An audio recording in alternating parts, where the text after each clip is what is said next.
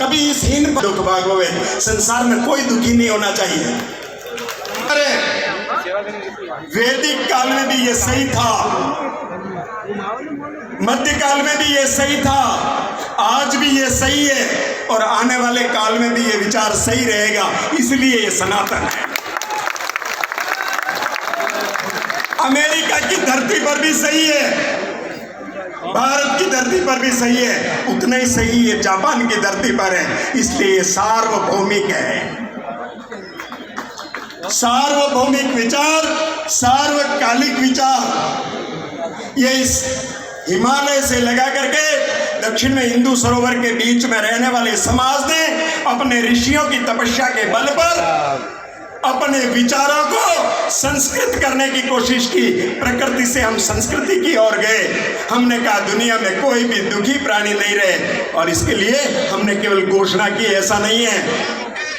राजा रंती देव 59 दिन से भूखे एक पेड़ के नीचे बैठे हुए हैं और सामने से एक व्यक्ति आता है। उससे पहले उनको खाने के लिए कुछ खाद्य मिल गया था।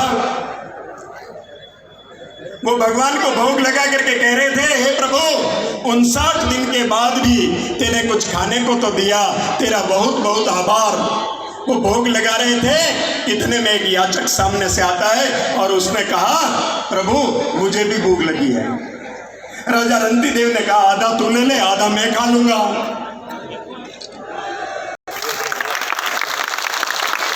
और ईश्वर करुणा की नदी, करुणा की गंगा जहां पर बहती है वहां पर स्वयं प्रकट होता है, खुद प्रकट होता है। और ईश्वर ने कहा, मांगो, तुम क्या मांगना चाहते हो? उन्होंने कहा, कुछ नहीं मांगना चाहता, न तो हम कामे राज्यम न स्वर्गम न पुनर्भवम कामे दुख तप्ता नाम प्राणी नाम आर्ति नाशनम।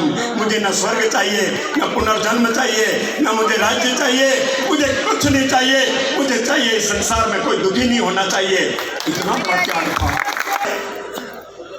इसलिए हम संसार को दुखी करने के लिए पैदा नहीं हुए हैं, संसार को अभय देने के लिए आए कि दुनिया में तुम दुखी मत हो। हम हमारे बाहुबली भगवान श्री हनुमान जी को लेकर के उपस्थित होंगे, तुम्हारे कष्टों का निवारण करेंगे, तुम्हारे कष्टों को मिटाएंगे। राजा हरिश्चंद्र, पत्नी बिक गई, पुत्र बिक गया, सत्य का अवलंबन ऐसा लिया कि चंद्र डरे, सूरज डरे, डरे जगत व्यवहार, दृढ़वत राजा हरिश्चंद्र को डरे न सत्य विचार। सत्य का विचार नहीं कर सकता, मेरा प्राण चले जाएं, जा सकते हैं, मेरी पत्नी बच्चे सब बिक जाएं, चलेगा, ये सब चलेगा, ये सब होगा। इतनी विराट संस्कृति, इसलिए हमने कहा वसुधैव कुटुंबकम, पूरी पृथ्वी हमारा परिवार है, सब मेरे ही तो हैं, सब उस ईश्वर के ही तो अंश है। इसलिए हमने कहा परदारेषु मातृवत, दूसरों की स्त्री हमारे लिए माता के समान है। पर द्रव्येषु नोष्ठवता, दूसरों का धन हमारे मिट्टी के थैले के समान है। और आत्मवत सर्वभूतेषु यो पश्यति स पंडिता, जो आत्मा इनमें निवास करती है वही आत्मा मुझ में निवास करती है, वही आत्मा मुझ में निवास करती है। आत्मा ने पानी में, परंतु जिस घर में अच्छा शिशु जन्म लेता है ना, उस पर कुछ काली छायाएं भी मंडराती है और दिठौना लगाना पड़ता है, थुतकारा डालना पड़ता है। इतना ही नहीं, किसी की नजर नहीं लग जाए इसलिए उसे छुपाना पड़ता है, और आवश्यकता पड़े तो पूतना जैसियों का स्तनपान करके उसके अंतड़ियां बाहर निकालनी पड़ती है।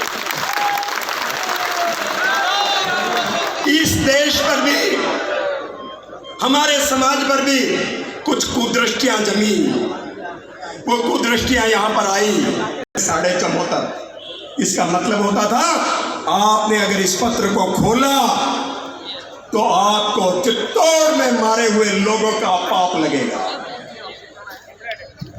कितनी बड़ी प्रतिज्ञा थी, वर्षों तक हमने इसको सहेजे रखा।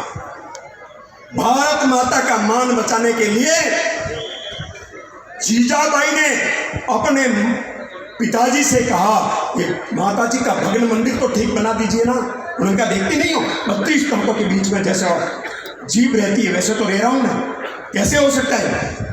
आदिल शाह, बीजापुर, न जाने कौन कौन तो है, क्या करूंगा मैं। उन्होंने कहा कोई बात नहीं, विवाह तो होगा। शादी हुई, शाहजी को कहा, शाहजी ने भी यही उत्तर दिया। तब जीजाबाई अपने पुत्र से पालने में कहती है, दशा देश की देख शिवा तो शासक कुटिल दुराचारी, तू स्वराज्य का उदित दिवाकर कर भविष्य की तैयारी। और छत्रपति की वो आन चमकी ठीक उस प्रकार से जिसे भादों की काली रात में अष्टमी के मध्य रात्रि के अंदर और भगवान कृष्ण का आविर्भाव हुआ हो, वैसे चारों ओर के अंधकार में छत्रपति शिवाजी का जन्म हुआ। उन्होंने हिंदवी स्वराज्य की स्थापना की सौगंध खाई। हमने कष्ट से, अरे दुर्गादास 8 पहर 64 घड़ी घुड़ले ऊपर आवास, सेल अणीसु सेक तो बाकी दुर्गादास। भाले की नोक से बाटियां सेकता जाता, भाले से ही उछलता, हाथ में जेलता, खाता चला जाता था, घोड़े से उतरता ही नहीं था। ऐसा से हल्दी घाटी के युद्ध में जब मेरे भीलों की सेना सम्मिलित हुई तो मेरे कवि राम सिंह जी कूक करके कहते हैं, उड़न बगतर बांधे आओ। उन्होंने बख्तर बांधे नहीं, बाकी सैनिक जितने थे बख्तर पहन के आए थे। उड़न बगतर बांधिया, उड़न बांधे ढाल, नगन अखाड़े उतर कर भील सया और भाल। अखाड़े में नंगे उतर गए, छाती के ऊपर भालों का प्रहार झेला, परंतु ये सनातन धर्म, ये हिंदू धर्म, ये कैसे मिट जाए, इस पर काली छाया कैसे आ जाए, संभव नहीं है। आज चारों तरफ आप वातावरण देख रहे हैं, बांग्लादेश से हिंदुओं पर हुए अत्याचार को तो आपने बहुत देखा, बहुत नजर